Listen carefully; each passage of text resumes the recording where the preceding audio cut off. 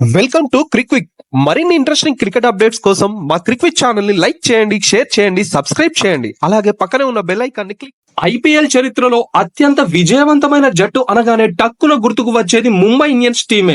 సచిన్ టెండూల్కర్, హర్భజన్ సింగ్ వంటి దిగ్గజాల సారథ్యంలో కూడా గుర్తింపు రాని ముంబై ఇండియన్స్ కెప్టెన్ రోహిత్ శర్మ నాయకత్వంలో మాత్రం పెను సంచలనాలు సృష్టించింది. ఒకటి కాదు, రెండు కాదు, ఏకంగా 5 ఐపీఎల్ ట్రోఫీలను ముద్దాడి తనకంటూ ఒక బ్రాండ్ క్రియేట్ చేసుకుంది. అయితే ఐపీఎల్ 2024 సీజన్ ముంగిట ముంబై ఇండియన్స్ కెప్టెన్సీ మార్పుపై తీసుకున్న నిర్ణయం క్రికెట్ లో పెను తుఫాను సృష్టించిన విషయం తెలిసిందే.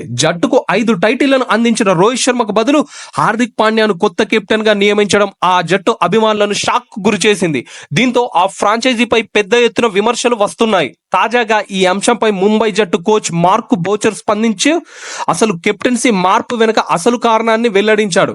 ఈ క్రమంలో కోచ్ మార్క్ బౌచర్ మాట్లాడుతూ, ఇది పూర్తిగా క్రికెట్ కు సంబంధించిన నిర్ణయం. హార్దిక్ పాండ్యాను తిరిగి రప్పించి ఆటగాడిగా కొనసాగించాలనే తొలుత అనుకున్నాం, కానీ ప్రస్తుతం జట్టు పరివర్తన చెందే దశలో ఉంది. అయితే భారత్ లో చాలా మంది ఈ విషయాన్ని అర్థం చేసుకోలేకపోతున్నారు.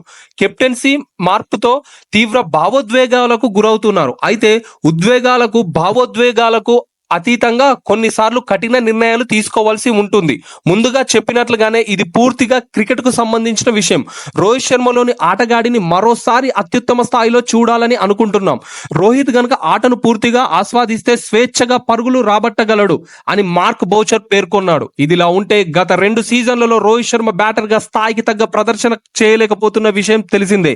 ఈ నేపథ్యంలోనే హిట్ మ్యాన్ పై పనిభారం తగ్గించేందుకే తాము కెప్టెన్సీ మార్పు నిర్ణయం తీసుకున్నట్లు బౌచర్ పేర్కొన్నాడు. ఇందుకు సంబంధించిన వీడియో సోషల్ మీడియాలో వైరల్ గా మారగా రోహిత్ శర్మ భార్య రితికా సజ్దే మాత్రం ఇది పూర్తిగా తప్పు అని పేర్కొంది.